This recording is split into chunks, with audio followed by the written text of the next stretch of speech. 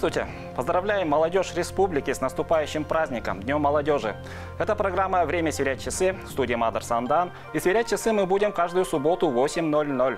Сегодня в нашем выпуске. Совет Федерации рекомендует продление сроков реализации программы ускоренного развития и увеличения финансирования. Большая вода уходит, республики подсчитывают убытки, причиненные паводком. В Туве временно введены очередные антиковидные ограничения. В реализации национальных проектов участвуют все муниципальные образования республики. Исполняющий обязанности главы Тувы Владислав Хавалык и первый заместитель Александр Брокер приняли участие в семинаре совещании по достижению показателей национальных целей в сфере строительства жилья и инфраструктурного развития регионов. По словам вице-премьера Марата Хуснуллина, России необходимо изменить подходы к управлению пространством, перейти к активной политике развития территорий и к инфраструктурному развитию. Уверен, что новые федеральные подходы и опыт регионов России откроют дополнительные возможности и для развития нашей республики, поделился в своем блоге Владислав Хавалык. В Совете Федерации прошел круглый стол о ходе реализации индивидуальных программ ускоренного развития в 10 регионах, в том числе и в Туве. Необходимость корректировки программы развития Тувы и продления сроков ее реализации еще на 5 лет, то есть до 2030 года, поддержал ключевой комитет Верхней палаты по экономике. Как отметил заместитель министра экономразвития Сергей Галкин, Тува набрала хорошие темпы, особое внимание уделяется решению инфраструктурных проблем – энергодефицит, дороги, авиадоступность, строительная индустрия. Мы знаем, что планирование социально-экономического развития невозможно без понимания тех средств, сил и ресурсов, которыми обладает республика. Поэтому Владиславом Алексеевичем была поставлена задача, исходя из того, что мы прошли тяжелый год, пандемийный, исходя из того, что у нас в апреле была приостановлена реализация инвестиционного проекта по строительству железной дороги, по новой посмотреть на мероприятия индивидуальной программы социально-экономического развития для того, чтобы повысить эффективность тех средств, которые наша республика получает. Соответственно, такая работа была проведена в течение буквально 3 недель. Те результаты, которые мы предложили, мы оформили письмом и заручились поддержкой курирующего заместителя председателя правительства Российской Федерации Марата Шахерзяновича Хуснуллина о том, что мы просили поддержки в части внесения изменений в программу. Такая поддержка нами получена. Письмо, соответствующая резолюция была направлена в Минэкономразвитие России. Мы сейчас эту работу будем проводить, и у нас буквально до конца месяца необходимо сформировать и направить на уровень Федерации проект нормативно-правового акта с необходимыми изменениями и корректировками. И как стало известно, 23 июня по итогам круглого стола председатель Совета Федерации Валентина Матвиенко сообщила: правительству России необходимо рассмотреть вопрос о продлении индивидуальных программ развития регионов с низким уровнем социально-экономического развития и об увеличении их финансирования. Режим чрезвычайной ситуации, введенный из-за паводка в 4 муниципальных образованиях, отменен. Уже 22 июня уровень воды в Енисее был на 62 сантиметра ниже критического. Сегодня в республике, в частности в Кызыле, работает комиссия, которая оценивает причиненный людям ущерб и подсчитывает сумму возмещения. В Кызыле подача заявлений от пострадавших от паводков граждан завершена 21 июня. Составлением актов о причинении ущерба, нанесенного в результате половодья, занимаются комиссии в муниципалитетах, на территории которых объявлен режим чрезвычайной ситуации. Это город Кызыл, Тоджинский, Кызылский и Кахемский Кажуны. Пострадавшие от паводка граждане могут обратиться в Сумонные или Кажунные администрации с заявлением о проведении осмотра пострадавших от паводка жилых помещений. Члены комиссии выезжают на место, проводят обход дворов и участков, составляют акт осмотра жилых помещений и придомовых территорий. В мэрию города Кызыла со 2 по 21 июня было подано более 200 заявлений от населения. Из них на данный момент зарегистрировано и рассмотрено 110 заявлений. Материальная помощь будет оказана в зависимости от степени повреждения и в соответствии с решением комиссии. А также материальная помощь будет выплачиваться преимущественно тем гражданам, которые имеют приостанавливающие документы. Работниками ЕДД в мире города Кызыла паводковая ситуация освещалась во всех средствах массовой информации республики, а также интернет-ресурсах в мире города Кызыла.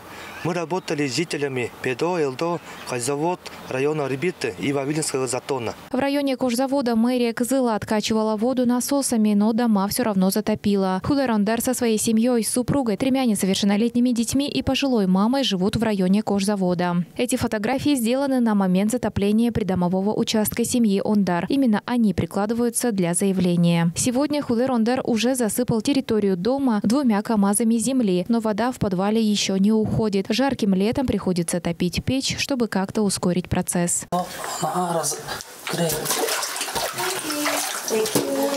В семье Оюн 6 малолетних детей. Их дом находится в правобережных дачных обществах в СНТ-5. С маленькими детьми жить в затопленном доме небезопасно, поэтому семья сняла жилье по улице Лобсанчапа. Оплатят ли за арендную плату пострадавшим, пока неизвестно. Несмотря на сложную ситуацию, молодая мама Аржана Оюн благодарна единой дежурной диспетчерской службе мэрии за оперативную помощь.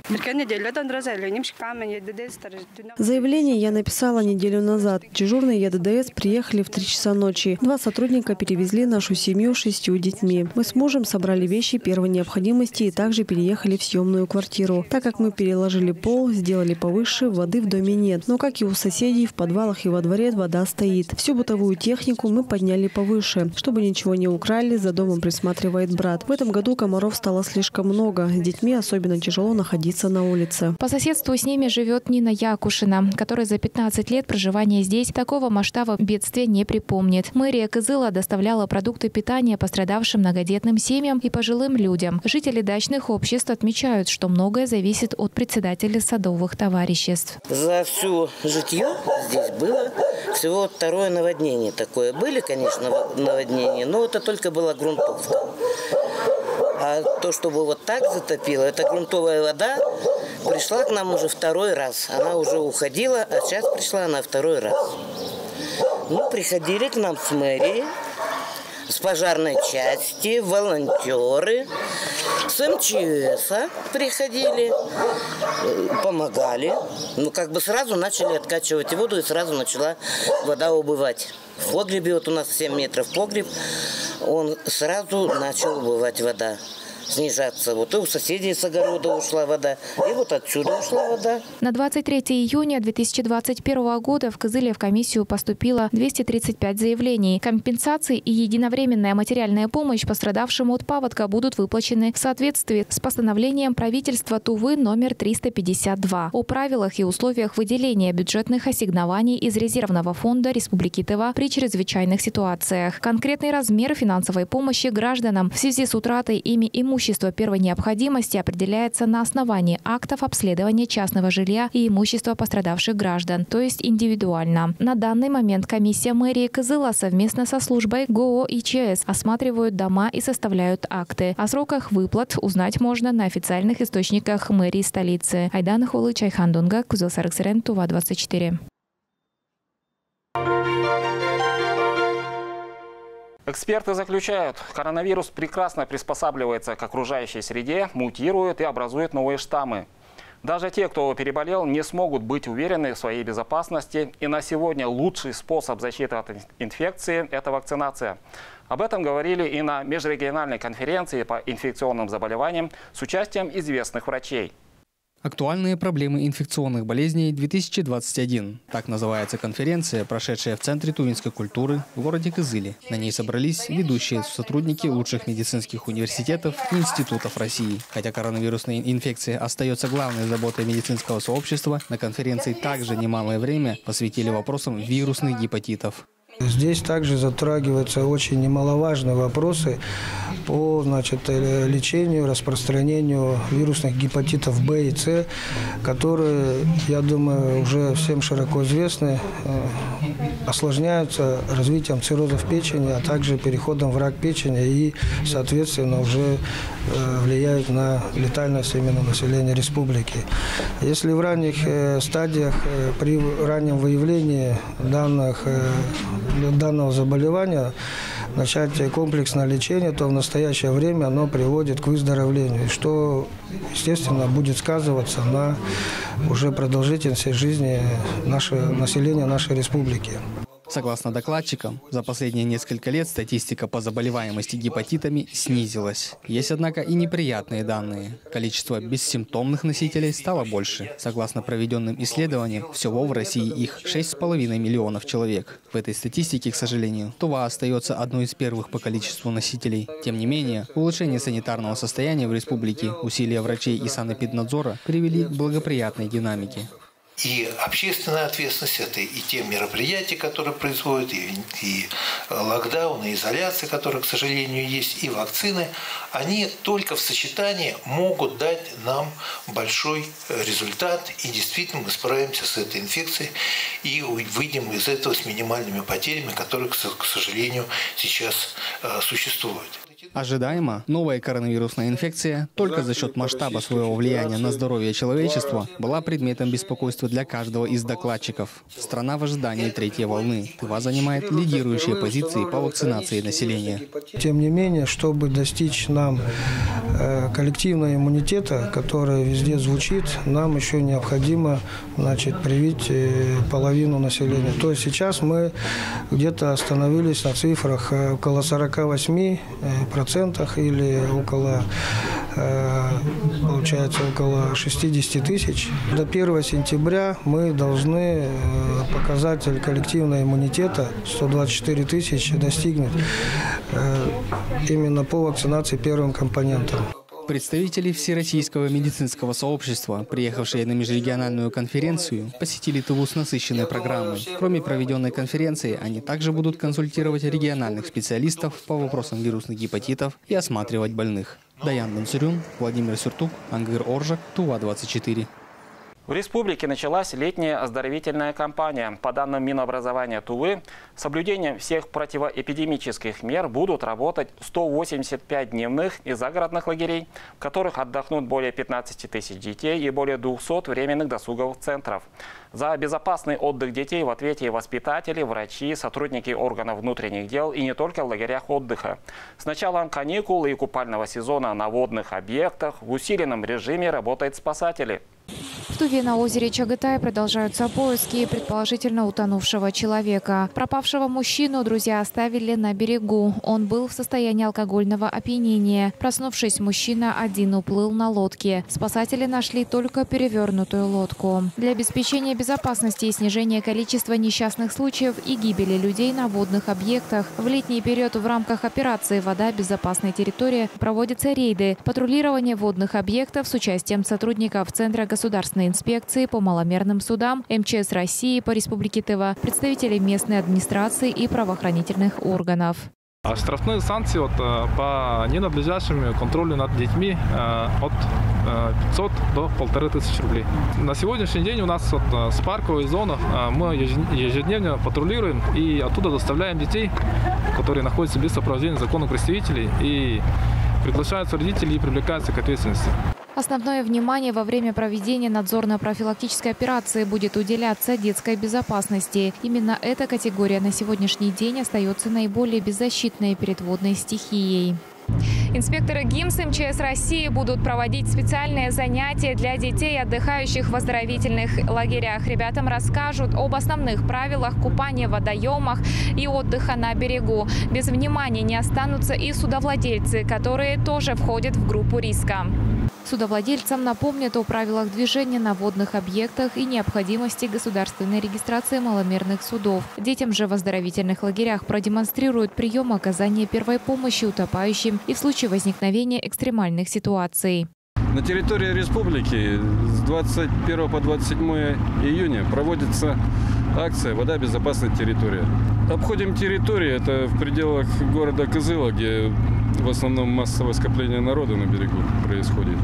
Также с целью обеспечения безопасности на водных объектах инспекторы Центра ГИМС Главного управления МЧС России по Республике Тыва провели техническое освидетельствование пляжа на озере Акхоль для отдыха граждан, а также детей детских оздоровительных лагерей, по результатам которого администрации Мангунтайгинского района выдано разрешение на его открытие.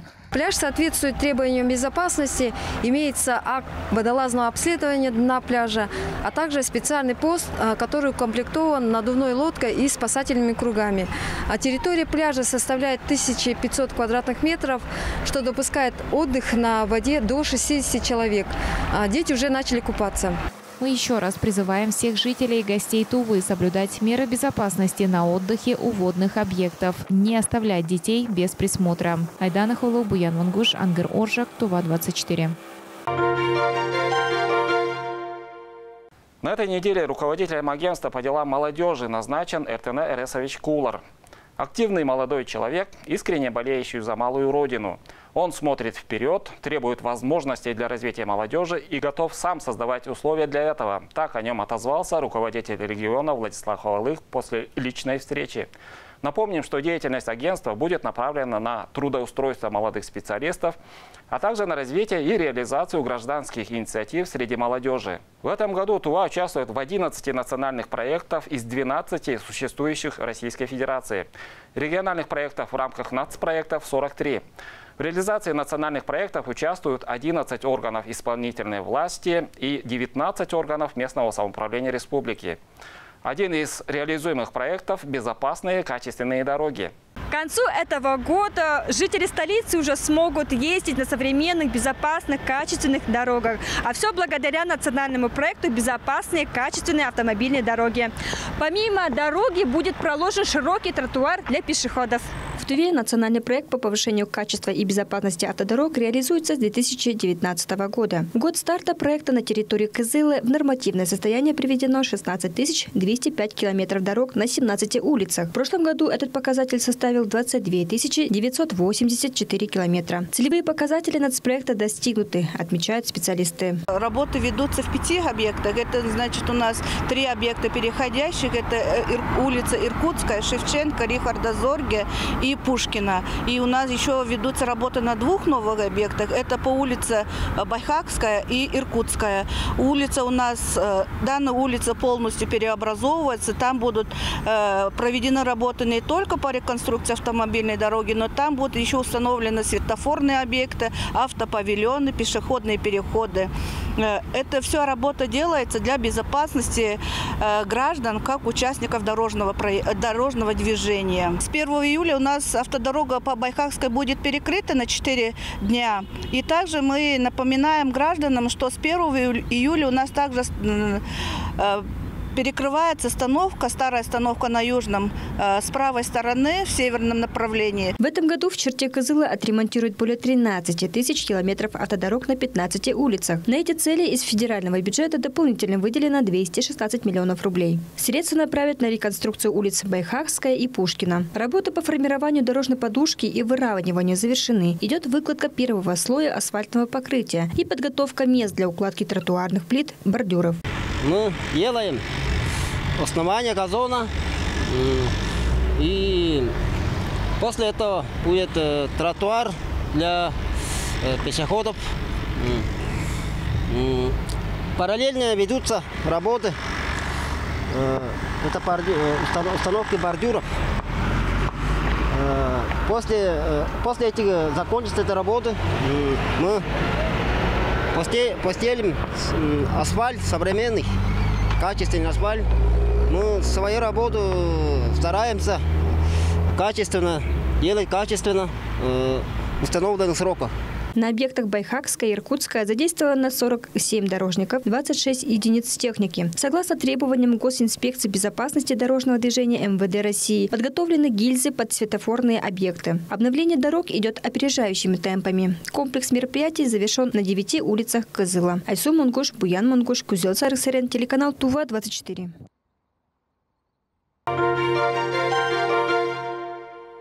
В рамках национального проекта здравоохранения в Зунхемчинском Кажуне в этом году планируют построить 2 новых фельдшерско-акушерских пункта и врачебную амбулаторию. Также Минздрав подал заявку на строительство нового здания межкажунного медицинского центра. Новые ФАПы планируют построить в селах Хандергей и Чергакы. Для строительства такого нужного объекта в Хандергее отведен земельный участок. Водоснабжение будет идти от скважины сельского дома культуры, расположенного рядом. На участке уже имеются опорные линии электропередач и кабель телефонной связи. Примерно такие же условия и на будущих стройплощадках, отведенных под ФАП в селе Чергакы, и для строительства врачебной амбулатории в селе Чарабажи. Для строительства новой межрайонной больницы в нашем городе нами разработана новая медико-техническое задание на 115 коек. В марте этого года нами получено положительное заключение от Минздрава Российской Федерации. В ноябре этого года будем подавать заявку для включения в федеральную адресную инвестиционную программу. В настоящее время Межкажунный медцентр – это около 30 старых зданий, находящихся в разных частях Чадана. Напомним, что центр обслуживает население 3 кажунов. В новом здании, строительство которого только намечается, планируется развернуть поликлиническое отделение на 420 взрослых и детских посещений в смену, 115 круглосуточных коек, более 30 коек дневного пребывания и все необходимые вспомогательные службы и подразделения. Мадр Сандан, Мерген Андар, Чайхан Дангак, Азамат Ачур, Тува-24. На днях новую спортивную площадку открыли в селе Качек Эрзинского района. Для 30 учащихся малокомплектной сельской школы построена современная спортивная площадка в рамках национального проекта образования. Жители села уже оценили качество новой площадки. В селе Хуваксы Чедыхорского района в рамках реализации нацпроекта «Культура» идет капремонт детской школы искусств. А в 2023 году, благодаря национальному проекту, здесь обновят на 40 миллионов рублей здание Дома культуры Танды-Ула. В этом же районе продолжается рекультивация отходов комбината Тува-Кобальт в рамках национального проекта «Экология». На участке задействовано 12 самосвалов, 2 экскаватора, 3 бульдозера, 1 погрузчик и 26 человек. В Туве по национальному проекту «Цифровая экономика» к сети интернет подключат школы, библиотеки и ФАПы. Основной исполнитель нацпроекта – Министерство информатизации и связи Тувы. Сейчас подрядчик Тува-Связь-Информ ведет работы по подвешиванию оптического кабеля на территории Улухемского кажуна. Всего к высокоскоростным интернет-линиям будет подключено 408 социально важных объектов республики. Улухемское сельхозпредприятие «Аргата» заключило свой первый экспортный контракт на поставку тувинского национального продукта «Талган» в Казахстан. Первая поставка – 10 тонн на 500 тысяч рублей. Выйти на международный рынок тувинскому продукту удалось благодаря нацпроекту «Малое и среднее предпринимательство» и поддержка индивидуальной предпринимательской инициативы. Итак, мы сверили часы. Встретимся в следующую субботу. И напоследок. В диалоге с жизнью важен не ее вопрос, а наш ответ, говорила русская поэтесса Марина Цветаева. Пусть у вас найдется правильный ответ на самый сложный жизненный вопрос. С вами был Мадр Сандан. Всего доброго.